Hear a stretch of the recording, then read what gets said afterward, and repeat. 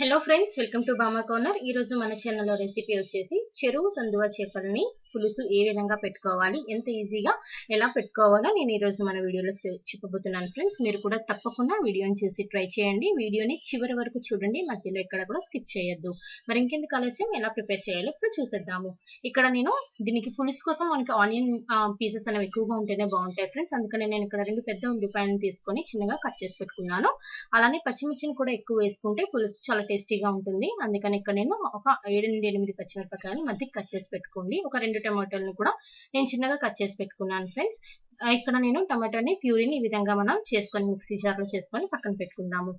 రెండే, ఎందుకంటే ఆల్రెడీ మనం ఇక్కడ చింతపండు పులుసును కూడా యాడ్ చేస్తాం కాబట్టి 2 టమాటాలని ప్యూరీని చేసుకున్నాను. ఇప్పుడు నేను ఒక గిన్నెని తీసుకుందాం ఫ్రెండ్స్. అందులోని కొంచెం వాటర్ వేసుకొని నేను ఇక్కడ పెద్ద నిమ్మకాయ సైజ్ అంతా చింతపండుని తీసుకొని ఒక 10 నిమిషాల పాటు నానబెట్టుకోవాలి. ఇప్పుడు చెరువు సందువ చేపల్ని నేను ఇక్కడ మార్కెట్ నుంచి ముక్కలు చేయించి తెచ్చాను. సో ఇప్పుడు తెచ్చిన వాటిని మనం ఒక 2 సార్లు బాగా వాష్ చేసేసుకొని అప్పుడు మనం ఈ విధంగా ఒక ప్లేట్ లో పెట్టుకోవాలి ఫ్రెండ్స్ పక్కన. ఇప్పుడు మనం కర్రీని ఏ విధంగా ప్రిపేర్ చేసుకోవాలో చూద్దాము. ఇప్పుడు ఒక కళాయిని తీసుకోండి ఫ్రెండ్స్. కళాయిలోని కొద్దిగా ఒక 2 నుంచి 3 టేబుల్ స్పూన్ ఆయిల్ ని యాడ్ చేసుకోండి. ఆయిల్ కొద్దిగా హీట్ అవ్వాలి. హీట్ అయిన తర్వాత మనం తరిగి పెట్టుకున్న పచ్చిమిర్చి అలానే ఉల్లిపాయలను కూడా అందులోని వేసుకోవాలి.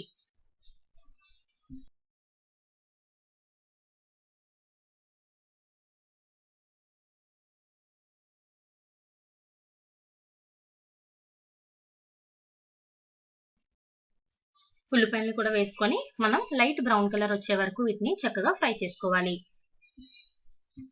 ఆనియన్స్ అన్నవి మనకి ఎక్కువగా ఉంటే బాగుంటుంది కదా, అందుకని నేను ఎక్కువగానే వేసుకున్నాను ఫ్రెండ్స్. ఇప్పుడు ఇలా బ్రౌన్ కలర్ గా మనకి లైట్ బ్రౌన్ అయిన తర్వాత ఒక టేబుల్ స్పూన్ అల్లం వెల్లుల్లి పేస్ట్ ని యాడ్ చేసుకొని అది కూడా పచ్చివాసన పోయే వరకు ఫ్రై చేసుకోండి. ఇప్పుడు అందులోనే మనం పక్కన పెట్టుకున్న టమాటా ప్యూరీని కూడా యాడ్ చేసుకొని అది కూడా 1 నిమిషం పాటు లైట్ గా పచ్చివాసన పోయే వరకు ఫ్రై చేసుకోవాలి.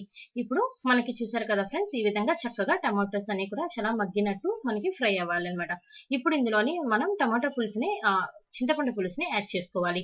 సో నేను ఇందాక చూపించాను కదా, దాన్ని మనం కొద్దిగా పులుసులా తీసుకొని ఇప్పుడు మనకి ఎంత కావాలో అంత మనం వాటర్, అంటే మన పులుసు క్వాంటిటీని బట్టి మనం ఇందులోనే యాడ్ చేసుకోవాలి. ఇప్పుడు ఇక్కడ మనం ఎప్పుడైనా కూడా ఆ సాల్ట్ ని చూసుకొని వేసుకోండి ఫ్రెండ్స్.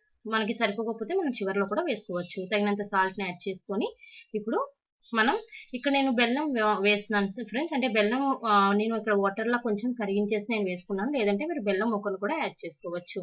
ఒక చిన్నది అయితే సరిపోతుంది. ఇప్పుడు అలాగే ఒక టేబుల్, అంటే 1 టేబుల్ నుంచి ఒక 2 టేబుల్ స్పూన్స్ కారం వేసుకోండి. లేదంటే మీ కారానికి తగినంత అయినా కూడా మీరు యాడ్ చేసుకోవచ్చు. ఇప్పుడు చక్కగా మొత్తం అన్ని కూడా మిక్స్ అయ్యే విధంగా చక్కగా మనం ఈ విధంగా కలుపుకోవాలి. బాగా ఈ విధంగా తెరలు కాగుతుంది కదా ఫ్రెండ్స్, అంటే చాలా బాగా మరుగుతుంది కదా. ఇప్పుడు మనం పక్కన పెట్టుకున్న చేప ముక్కల్ని కూడా ఇందులో ఒక్కొక్కటిగా యాడ్ చేసుకుందాము. ఎప్పుడు కూడా చేప ముక్కల్ని మనం లైట్ గా, అంటే మొత్తం మనం కలిపేసే విధంగా కూడా కిందని మీదకి కలుపుతాం కదా ఫ్రెండ్స్ వేరే కర్రీస్ అయితే. ఆ విధంగా ఇది మనం కర్రీ ఎప్పుడు కూడా కలపకూడదు.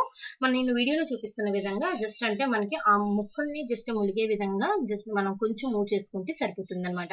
ఎందుకంటే ఫిష్ అనేది తొందరగా ఉడికిపోతుంది కదా. మనం కింద నుండి మీద వరకు చేసేటప్పుడు ఏంటంటే అవి మొత్తం కూడా ముక్కలు అంటే గుండగా అయిపోతాయి. సో అలా కాకుండా మనం చేసుకొని దాని మీద మూత పెట్టుకోవాలి. ఒక 5 మినిట్స్ పాటు చక్కగా మరుగుతుంది ఫ్రెండ్స్. ఈ మరిగిన తర్వాత మనకి స్టవ్ ఆఫ్ చేసి సర్వ్ చేసుకోవటమే. సో ఫ్రెండ్స్, కర్రీ ప్రిపేర్ అయిపోయింది. నా వీడియో కనుక మీకు నచ్చినట్టయితే తప్పకుండా సబ్స్క్రైబ్ చేయండి నా ఛానల్ని. అలానే లైక్ చేయండి, షేర్ చేయండి. Thank you for watching.